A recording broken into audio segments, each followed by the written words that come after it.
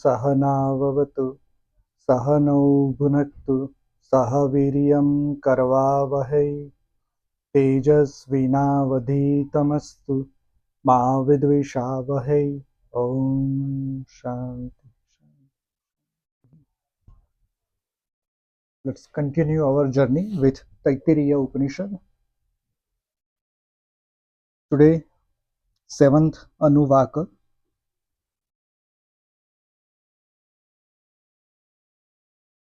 the fivefoldness of everything.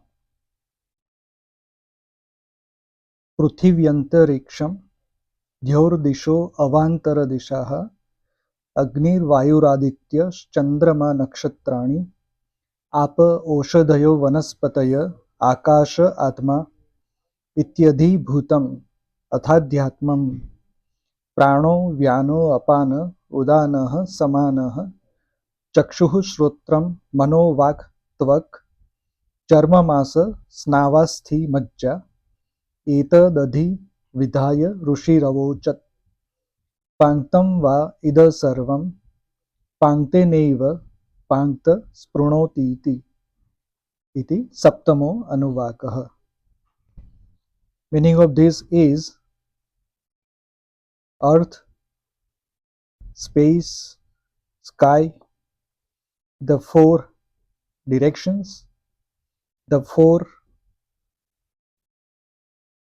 actually cardinal directions, I would say, because it's long directions versus intermediate directions.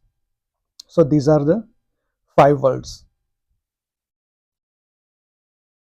fire, air, sun, moon, and the stars. These are five non-sentient elements: water, herbs, trees, sky, and self. These are five sentient elements. That is all about creation, which is at the gross level or at the sthula level. Now about the subtle or sukshma or adhyatma. Prana, vyana, apana, udana, samana. These are five pranas or life breaths. Sight, hearing, mind, speech, touch. These are five senses. Skin, flesh, sinews, bone, marrow. These are the five constituents of the body. Having deeply studied all this, the sage, the Rishi said, all of this is fivefold. From the fivefold does the fivefold sprung. Thus was the seventh Anuvaka. Here, Rishi says that everything is divided into five components or divisions. First at gross level or sthula level, and then sukshma or subtle level. So what is gross or what is sthula? So there are five worlds. Which are the worlds? Prithvi, of course, then the atmosphere, the sky, and antariksha, which is beyond that, and directions. Now directions are divided into two sections. We know there are 10 directions, right? But these directions, in fact, we don't use all the 10 directions. Here the division is 4 internal directions and 4 outward directions. So if we say there are 4 directions, east, west, north, south, but that's on the earth. In the context of earth, wherever sun is, where sun rises, that is east. That's how we consider it, and rest of the directions are based on that. So east, west, north, south. But when we look at space, beyond our earth, beyond our solar system, what is the direction? So the direction would be whatever star system or nakshatra or any celestial body that we are focusing on or we are looking at, from us to that is east. and the rest of the directions are based on that. And that's why Rushi here doesn't say 10 directions, because 10 directions would be again in the context of Earth. But here, Rushi goes beyond that. So the whole world is divided like this. Wherever we see beyond sun, that direction would be east, and based on that, we can derive east, west, north, south. So again, these are all referential points. The current space science uses a different method altogether, but we are talking about ancient times. So in those times when maybe there was some technology or technology wasn't there, but they had clear definition, they had clear method to find directions on the earth as well as outside earth. We can definitely say that. So these are five worlds that we can look at, we can feel, we can see. Now the non-living elements, and they are fire, air, sun, moon, and stars. Now basically we think that all the elements, they have life, they have God, they are living entities.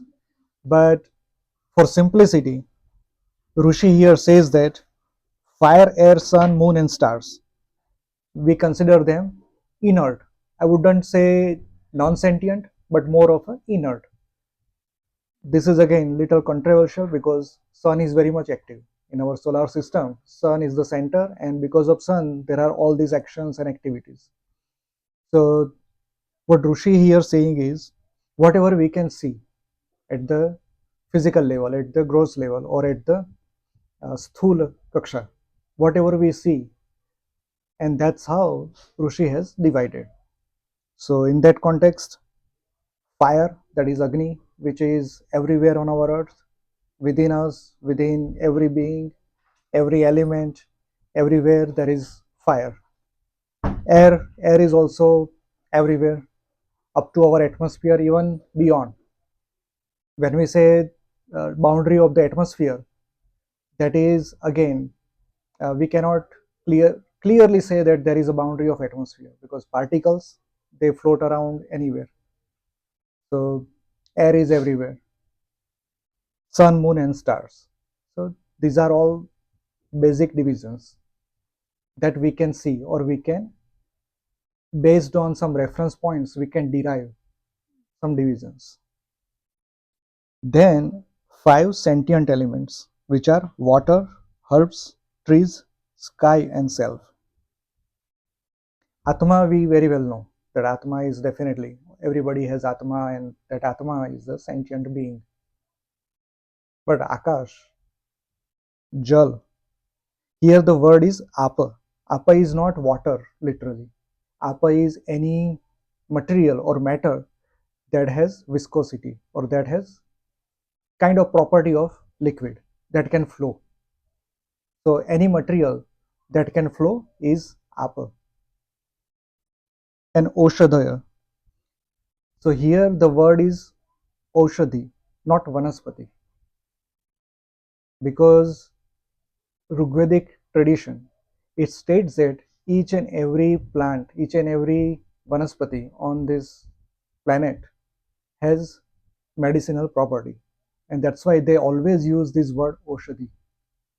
So all those herbs, they are also sentient, they are living beings that we can perceive. Here we are talking about physical level, the gross level, the sthula kaksha. Then sky, akasha. Akasha is also living being. Again, do we feel that?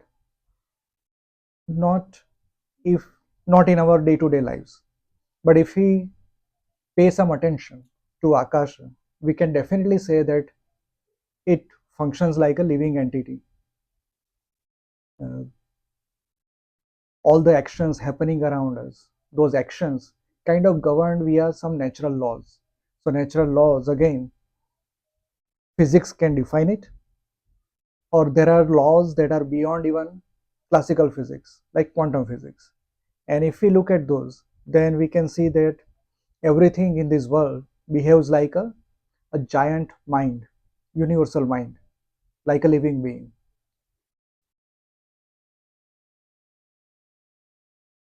And trees, so Aushadhi and Vanaspati. Now, there are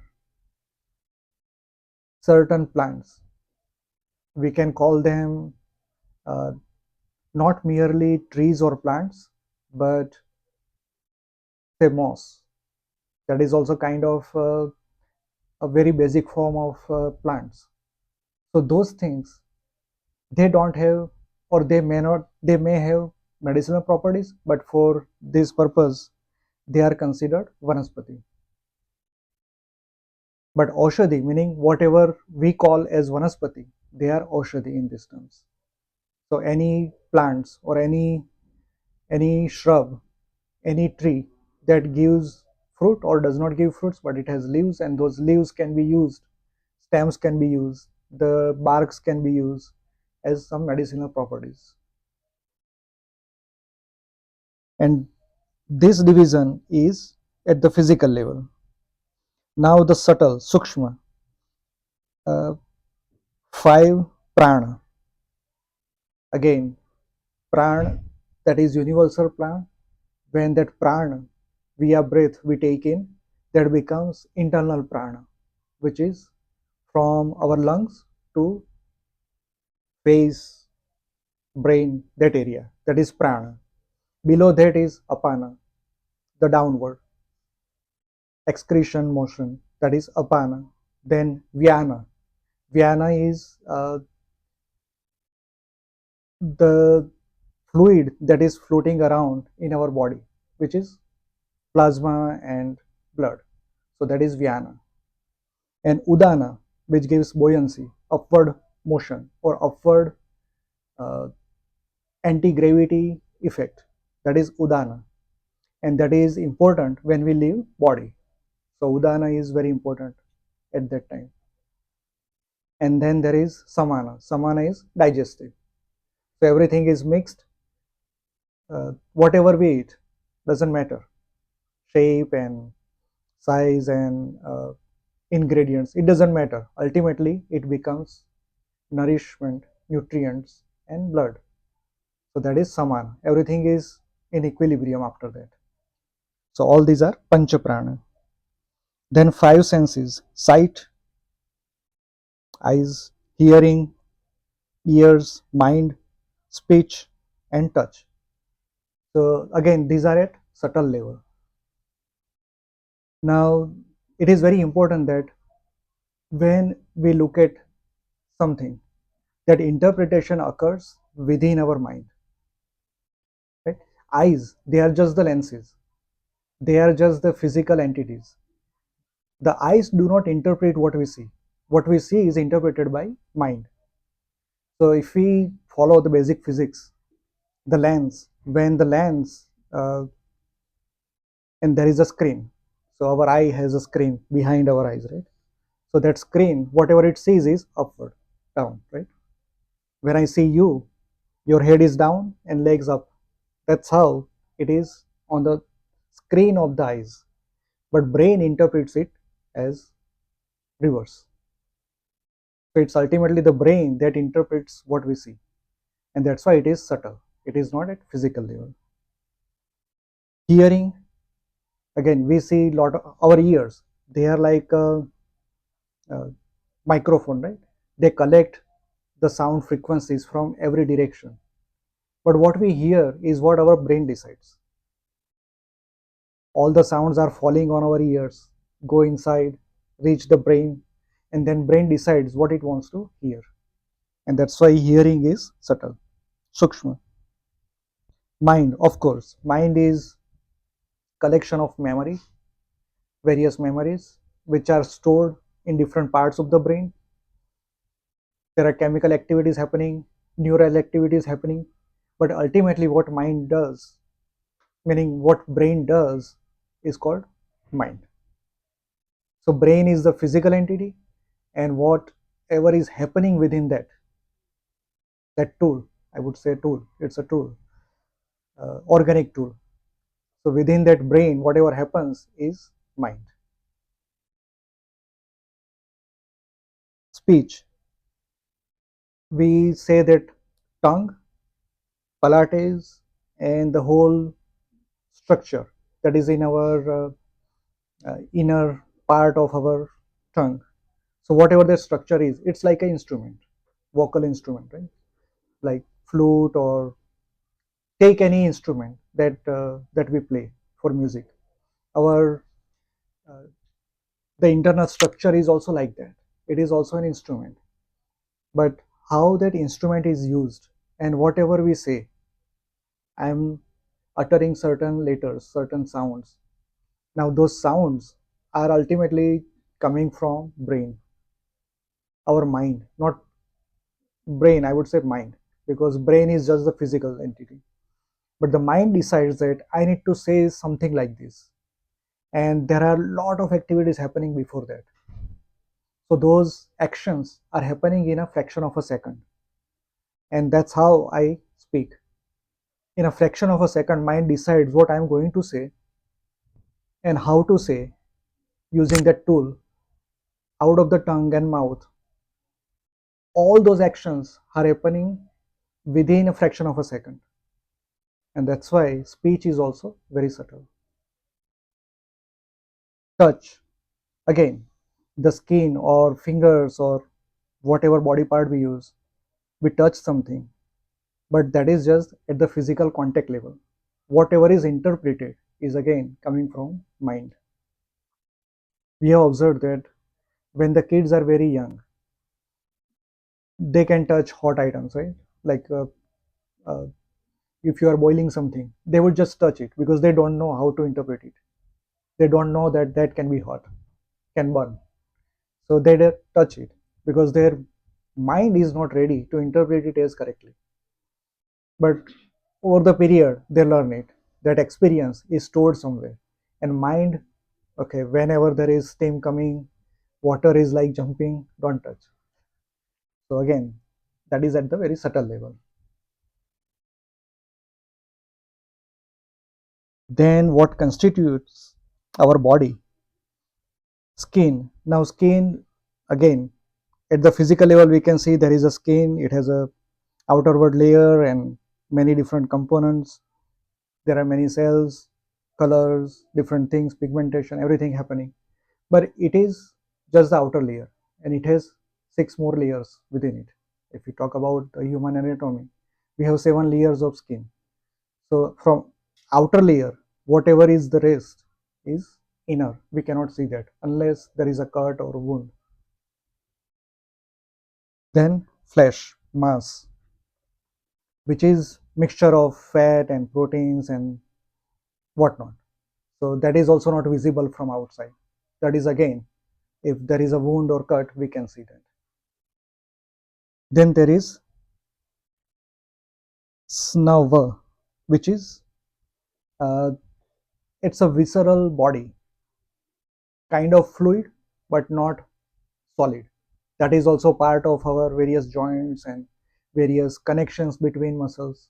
So that is also not visible. Bone and marrow, of course, we don't see unless there is cut or wound. So these are all subtle constituents of the bodies. And Rushi, after studying all these, says that everything is divided in 5. So basically, he divided whatever he can perceive as physical level at subtle level in 5 different categories. It can be multiple. It can, I mean, this is very popular.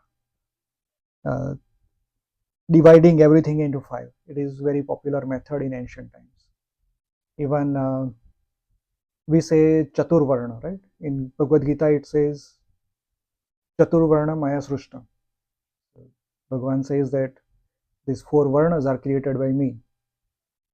But in Vedas, they use this word Panchajanya or Panchajanya. It could be 5 divisions in the society. It could be 5 divisions of Aryavarta, which is Bharat, ancient Bharat. It could be divisions of 5 kingdoms. Could be anything, but they use this word Panchajanya, not Chaturvarna. Uh, there is a very famous book written in medieval times. I don't know or I don't remember the name of the author, but Panchikaran is the name. Name of that book is Panchikaran. So using this concept, this seventh Anuvaka of Taittiriya Upanishad, we see that five divisions in multiple things, but that goes even beyond that. It's a not so small and not a big book, but it has divided everything in five categories in very detail. So when we look at eyes, so eyes are created by what? We say that there are five elements, but which element contributes to create eyes, and at what level? The mixture of various elements for eyes, nose, ear. So all these, how at the subtle level it's created, it is mentioned in this book, Panchikaran. It's like human anatomy of that time. Not human anatomy, but world anatomy, because they don't stop at the human level. They even talk about water we find on Earth, Earth itself, space. So all these elements, how they are created, sound, light, what constitutes them, and everything is divided into five, a mixture of five different elements. So that is very well mentioned in Panchikaran, and some Upanishads talk about it, but not in that detail.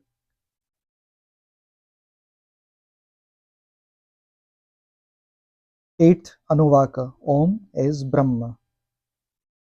Om iti Brahma, Om iti the Sarvam, Om ityedanu krutirhasma va apyo shravayetya shravayanti, Om iti samani gayanti, ओशोमिति शस्त्राणि सन्ति, ओमित्यध्वर्युः प्रतिगरं प्रतिगृह्णाति, ओम इति ब्रह्मा प्रसौति, ओमित्यग्निहोत्रमनुजानाति, ओम इति ब्राह्मणः प्रवक्ष्यन्नाह ब्रह्मोपाप्नवानिति, ब्रह्मैवोपाप्नोति इत्यष्टकमको अनुवाकः. Meaning of this is, Om is Brahma, Om is everything there is. Om is uttered to indicate consent. And why they hear it, meaning Om, they start chanting it. They sing the verses of Samaveda after chanting Om. They recite the holy Shastras after chanting Om Shom. With Om, the Advaryu, which is chief priest, recites his chant in response to the ongoing chanting. By Om is Brahma. With Om is the Agnihotra sacrifice concluded. With Om does a Brahman begin to preach.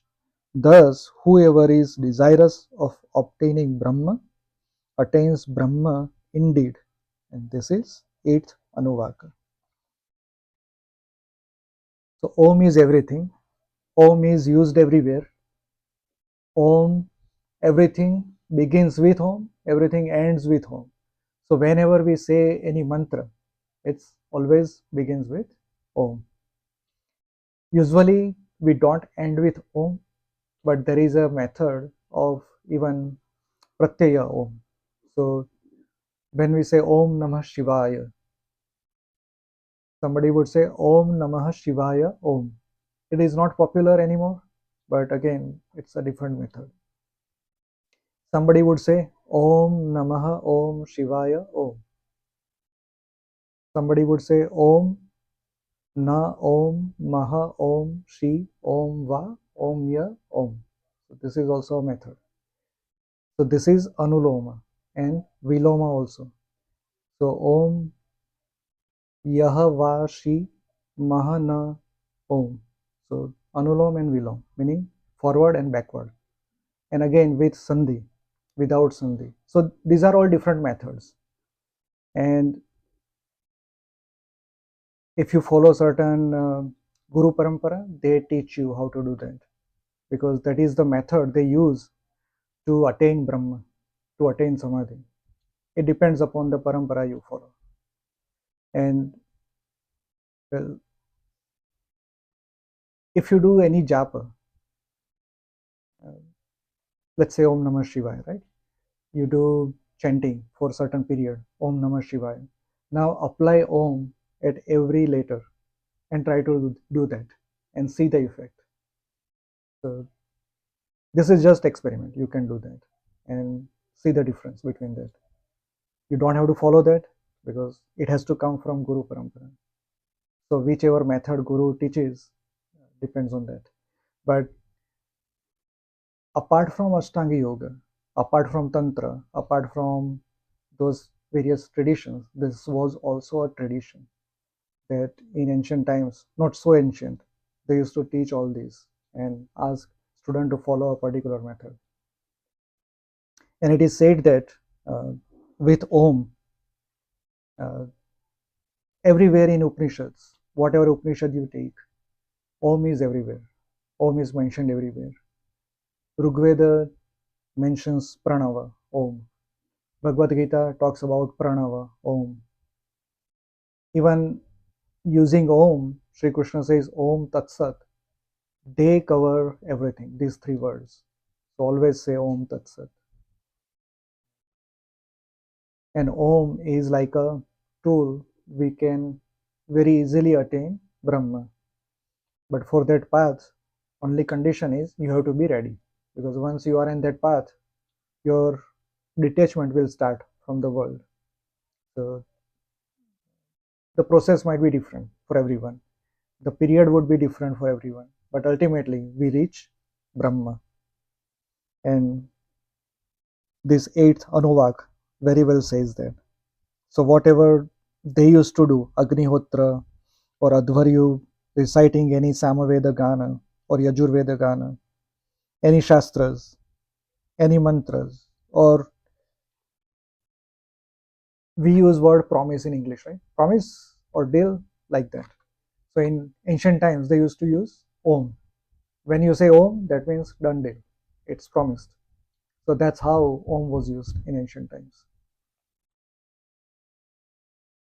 So everything is Om. And Om is, if you look at its etymology, Om is A, U, and Ma.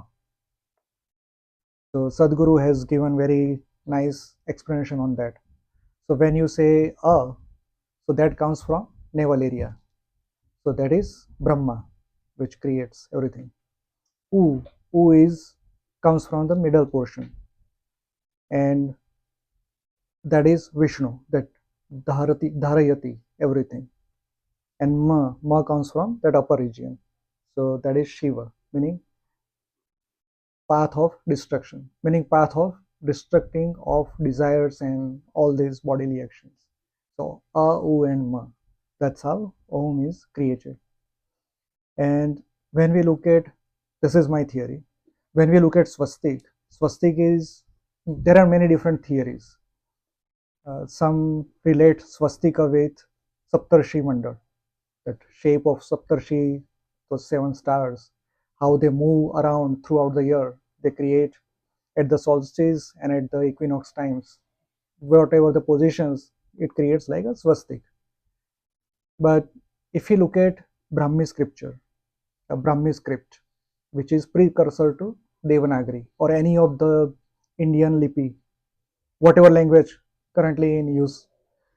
In ancient times, it used to be Brahmi lipi, and before that, Saraswati, Sindhu Saraswati lipi, I would say, which we haven't deciphered, or some people have deciphered using cryptology. All these lipis, they have certain signs. When we try to write A, U, and Ma using these two lipis, Brahmi or Sindhu Saraswati, they look like this shape. So if we combine in two different directions, that becomes swastika. So swastika is nothing but Om. Om everywhere. If you try to write, that becomes swastika in Brahmi Lipi or Saraswati Lipi. Ninth Anuvaka, the study of the Vedas as a constant through every personal activity. ऋतं च स्वाध्याय प्रवचने च सत्यं च स्वाध्याय प्रवचने च तपश्च स्वाध्याय प्रवचने च दमश्च स्वाध्याय प्रवचने च शमश्च स्वाध्याय प्रवचने च अग्नयश्च स्वाध्याय प्रवचने च अग्निहोत्रं च स्वाध्याय प्रवचने च अतिथयश्च स्वाध्याय प्रवचने च. Meaning, the Shishya, the disciples, has to follow this. The discipline to follow are righteousness, as well as studying and listening to the Vedas, truth, as well as studying and listening to the Vedas, austerity, as well as studying and listening to the Vedas, self control, as well as studying and listening to the Vedas, pacification of mind, as well as studying and listening to the Vedas, sacrificial fire, as well as studying and listening to the Vedas, the Agnihotra sacrifice, as well as studying and listening to the Vedas, hospitality to guests, as well as studying and listening to the Vedas. Similar to Om, Om is everywhere. Here, Rishi says that everything must revolve around Vedas. Whatever actions we do in our daily lives, whatever things we do as a student, disciple, as a gruhastha, as a householder being, or as a Rishi also, who are on the path of tapa and all those. So they all must have Vedas in the center, meaning study Vedas, listen to Vedas. Study Vedas, listen to Vedas. Whatever we do. Rutam. Rutam is, well, in a sense, righteousness, but Rutam is any dharma of any being. So when I say earth, earth has gravity. It pulls everything and it holds everything on its surface. So that is Ruta of Prithvi. Surya, sun gives light and heat and like a center of solar system. So that is Ruta of sun. Likewise, all of us have different duties, have different dharmas, so that becomes our Ruta. But all these, whatever we do, always study Vedas and listen to Vedas. So Swadhyaya and Pravachana. Truth, Satya. Satya is again very much referential. It's very much relativistic term. Your Satya versus my Satya can be different. So whatever we perceive as Satya, again, Satya has to stem from Vedas. Studying Vedas, listening to Vedas. Austerity, Tapa. Again, Tapa. The, the bonding entity has to be Vedas. Because Tapa, there can be multiple types of tapas. But which are right, which are wrong? Again, follow Veda. What they say. Dhamma, self-control. Hatha yogis in modern worlds or starting from medieval times. Hatha yogis, they are known, or agoris, they are known to show very extreme physical and mental activities or actions. People may be afraid of doing that or going near to them. So at our level, we do fasting or we take some vows that for certain months like Chaturmas, I wouldn't eat so and so food. So that can be tapa as well as dhamma. So all these actions or activities, Vedas, studying Vedas, listening to Vedas has to be there. Shama, Shama again, doing pratyahara, dharana and dhyana, which kind of controls mind, pacifies the mind. So all these actions follow Vedas. Agnayascha, Agnaya meaning sacrificial fire. The homam, havana, whatever actions we do for those type of things, again, has to be following Vedas. Study Veda, listen to Vedas. Agnihotra. Agnihotra is little different. Uh, I'm not sure whether anybody does that anymore. I have seen some people doing Agnihotra morning times, like 5-10 minute a quick procedure. Some farmers in India, they do this Agnihotra, and they claim that because of Agnihotra, the production has manifold increased. And many Gurukulam or ashrams, they also follow this, and they say that effect on the students is quite different. So Agnihotra has that impact. So in that simple steps, they use uh, rice, but rice not polished, and cow dung and ghee, again cow ghee, and they do this Agnihotra. Just light it with fire and chant some mantras, and do it at the exact time. There is an exact time used, which is Suryodaya.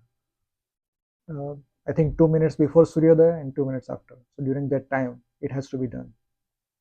Similarly, at Madhyana, when the sun is above our head, and at Suryasta, when it's setting.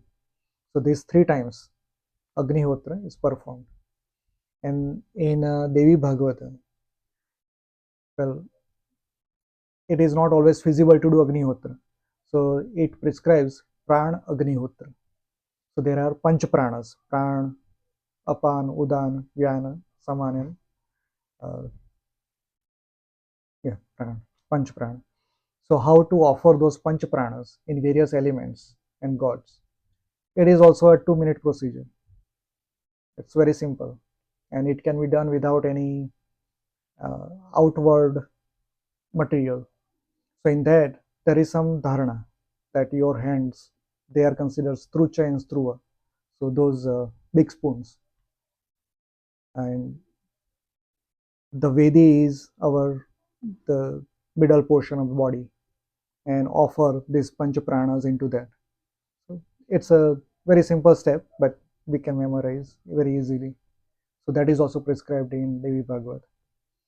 But again, it has to come from, or the center point has to be Vedas. The goal has to be studying Vedas and listening to Vedas. Atithi Satkar, that is the utmost dharma of householders in those times. Now it's a different story. When we grew up, we still used to do that. But especially in the cities, I haven't, people do Zomato, Swiggy in India, and here DoorDash, hey, bring some food items and offer. That's all. But in ancient times, Atithi meaning a person who arrives at your home without telling you the time. And right? Atithi, Tithi meaning time, that particular time. But Atithi can come or arrive at any time. And they used to consider them God. Atithi Devo Bhava. And there are many stories in Puranas, Mahabharata, Ramayana. So those Atithis were welcomed. Atithi Satkar meaning give them water, food, and arrangement to sleep, and whatever they feel comfortable. They used to be given. But ultimately, study Vedas and listen to Vedas. Whatever you do, the center point has to be that, which we don't do anymore. Vedas, I'm not sure when, but I think after the Bhakti tradition that started after Muslim invasions in India, these things confined into some Brahmana families only. Not all the Brahmanas, certain Brahmanas. Not everybody follow this. And in today's world, even Brahmanas, they don't follow because they don't see any monetary gain out of it. Very few do that. But uh, it is very important. If you can do that, I would say we all must be doing some daily puja, right? Just sitting near the God and light lamp and doing all that. Maybe 5-10 minutes or more. But if we can spend 5 more minutes in that and read any one page of Vedas, that is very important if we can do that. And nowadays, good translations are always available. Sanskrita, Devanagari Lipi, then in English. and then its translation. So it's very easily available. And if you start reading Vedas, you'll be amazed. You'll be shocked that many of the history we are taught is wrong. There are many things that are eye opener, many things that reveal itself to you in a moment that, oh, it was like that. And all these narratives that are used by Western historians, you'll see that there is no truth in that. You'll see that there is a bigger thread in the cultural uh, fabric of India. I'm talking about Greater India, ancient times. It is right there in the Vedas, and that is the source of whatever we do as Indians. Everything comes from that. So it's very important to do that.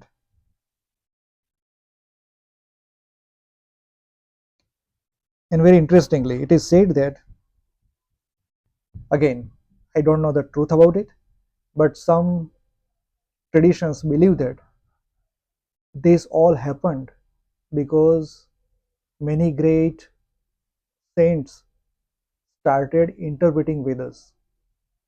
Meaning, interpreting at personal level is fine, but publicizing that, because of that, Vedas have confined themselves, withdrew themselves, and that this is the effect of that. I read one story once where the devas they are like, "Oh, it's getting too crowded over here," so they created all this confusion. Yes, yes, very true. Yeah, and we see the result, right? We see the result. So there can be a truth. We don't know, because it is said that the Rishis have written, or not written, they perceived the Vedas because they are Shrutis. Shrutis come from above or within.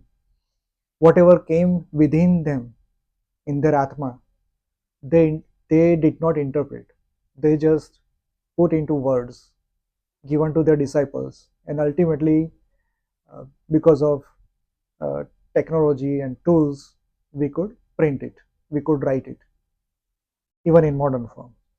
So we don't have to interpret anything, just chant, just read, and the meaning of that will come to you automatically. And that's the blessing of the rishis that have composed all this. So when Even this is Swadhyaya Pravachanacha, so they're right, saying read yourself and also listen. also listen, because listening also, sometimes it is not feasible to do swadhyaya, so just listen. So that is also good, because ultimately these are the words that are fabricated into a particular text. So listening, or again, ears collect those letters, sounds, brain collects them, and mind interprets. Similarly, if you read, again, mind is interpreting.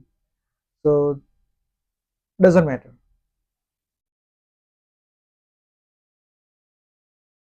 Now, many of the mantras that we recite in many auspicious ceremonies, they all come from Vedas.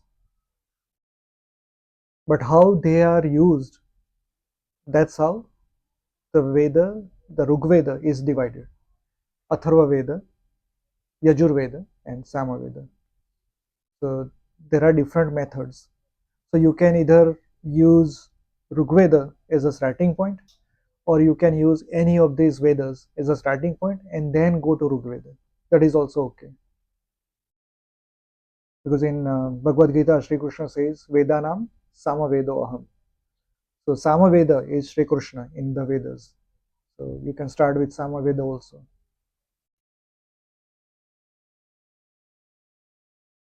Ninth Anuvaka, the study of the Vedas is a constant through every social activity. Now we have seen personal activities, now social activities. मानुषं च स्वाध्याय प्रवचने च प्रजा च स्वाध्याय प्रवचने च प्रजनश्च स्वाध्याय प्रवचने च प्रजातिश्च स्वाध्याय प्रवचने च सत्यमेति सत्यवचा राथीतरः तप एति तपोनित्यः पौरुषिष्टिः स्वाध्याय प्रवचने एवेति नाको मौद्गल्यः तद्धि तपस्तद्धि तपः इति नवम अनुवाकः. Meaning of this is performance of duties for the good of the society as well as studying and listening to the Vedas, humanity as well as studying and listening to the Vedas, procreation as well as studying and listening to the Vedas, propagation of human race as well as studying and listening to the Vedas. Satyavachas, the son of Rathitara, says truthfulness alone is necessary. Taponitya, the son of Purushishta, says austerity alone is necessary. Naka, the son of Mudgala, says studying and listening to the Vedas alone is necessary. That is tapa. Indeed, that is tapa. This is ninth Anuvaka. Now, in those times, whatever the social activities, they are listed here. Manushya, again, this word comes from Manu. That means this is written after Manu. The Manu was known, and this Taittiriya Upanishad was written after that. So Manush, all the Manushyas, humans, whatever they do as a society, as a human civilization, all these actions, they all must also have a center point, Vedas. Studying Vedas, listen to Vedas.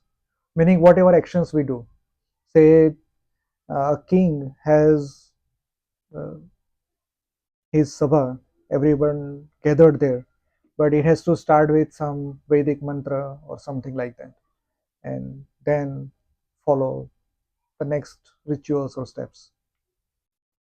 Even prajanascha. So we consider that kids are our own, right? They are personal. But in those times, kids were considered part of the society. They do not belong to you, they belong to the society. That's how the society was. And this is how we grew up, right? When we were very young, our parents, when we play outside, parents did not bother because there were neighbors. They would take care of us. Even in the whole village, everybody knew everyone. So nobody was afraid to go outside, right? Even small kids. But now,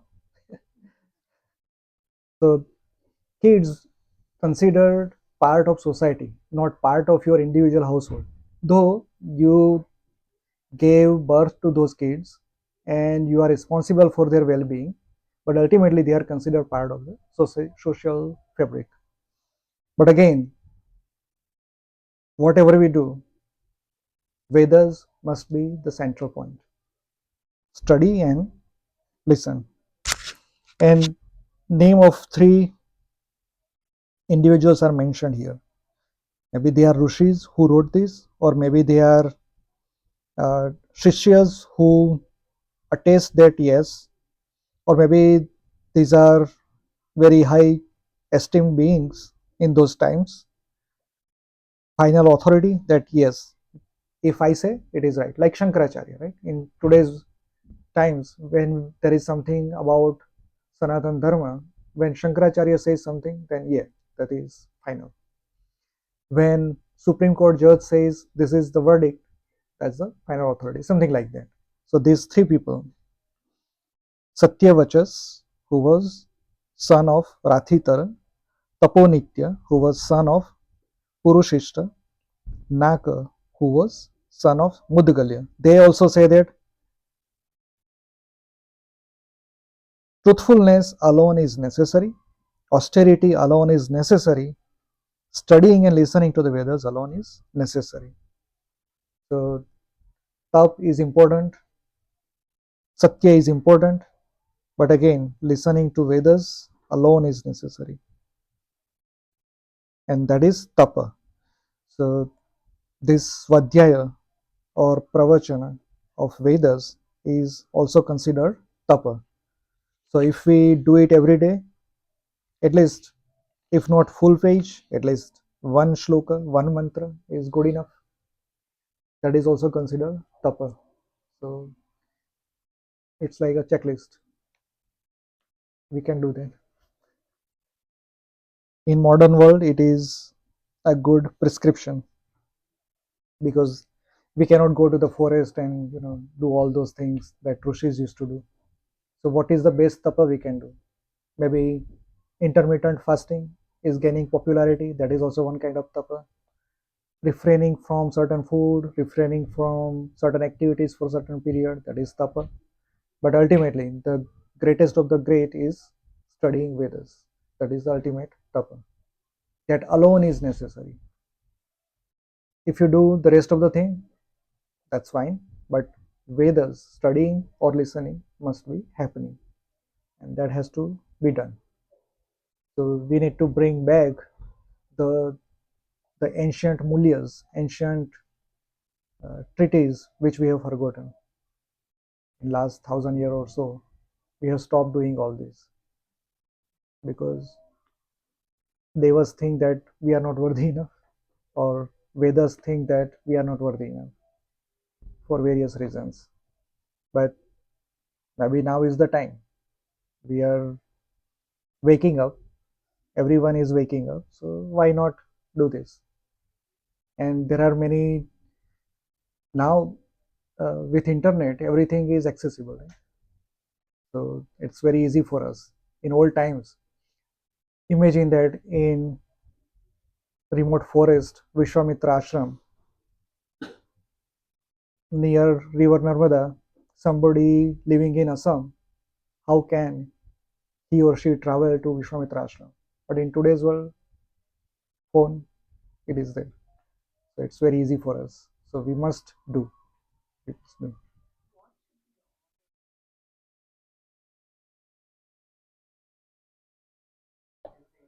Yes, I say that I say this. Everyone must know Ramayana and Mahabharata to begin with. Mahabharata has Bhagavad Gita and Vishnu Sahasranama. So next is Bhagavad Gita and Vishnu Sahasranama if you can do. Bhagavad Gita is summary of all the great 10 Upanishads. So next step is after Bhagavad Gita, Upanishads. Now Upanishads are part of Vedas or they are explanation of certain Vedas or portion of the Vedas. So next comes Vedas. And then pick up any Purana. Now you see that everything is connected. But if you start with Purana, you'll be lost because those stories, magic, and this and that, the logical mind will not accept it. But once you follow this path and go to a Purana, now you understand why they wrote like that and why certain truths, like 1,000 pages of Purana, right? Out of those 1,000 pages, 100 pages are exactly coming from Vedas. But you have to find it. They are woven in the stories, and those stories very exotic. So again, Ramayana, Mahabharata, Bhagavad Gita, Upanishad, Vedas, and then Purana, any Purana. I think Yeah, take any Upanishad one by one, keep following that. At least 10 Upanishads, try to do that. And then go to Vedas, start with any, doesn't matter. But if you would start with Samaveda, because that is Sri Krishna himself, and then Rigveda or other. I think you take Vyasa's Mahabharata and Valmiki's Ramayana. Right. They've compared it in every region, like Gujarat and Right. South India. The story is very similar. Like it's, Yes. it kind of follows. Right. So there is a lot of truth to it because whatever is not, you can easily reject it. Yes. Whatever is related. Right. With Puranas, it's not possible because it's like amalgamation of so many writings. Correct. Correct. So there's a lot of people who have influenced it. They have tried to mislead. Right. Yes. So that's why if you read Purana, it's easy to get misled. Indeed. Indeed. Yes. And we like the stories, right? Like Harry Potter stories. We like stories, but we don't accept as truth. So we don't want to reject what is written in Puranas. We want to have logical mind, but have some basis. So if we take that path, we can know that Purana is also Itihasa. Even though it's mixed, some portions are coming from somewhere, we'll right away know this is right, this is wrong. So that is possible. Srimad Bhagavatam, right? So it's one of the 18 Puranas. So pick that. If you like Sri Krishna, read Srimad Bhagavat. If you like Shakti, Devi Bhagavat. If you like Shiva, then Linga Mahapuran or Shiva Mahapuran or Markandeya Puran. Like that. Skanda Puran, Agni Puran, Garuda Puran. There are many, plenty. But they are definitely easier to read compared to Vedas. Vedas Yes, you don't yes. Very simple language. Yes. And they are stories, so we do not feel bored. But if you read Upanishad, understand. Upanishad at least is still, there is science to it. right. But Vedas is it's hard to read. Even that Sanskrit is different level. Om Purnamada Purnamidam Purnat Purnamudachyate Purnasya Purnamadaya Purnameva Vasishyate. Om Shanti Shanti Shanti.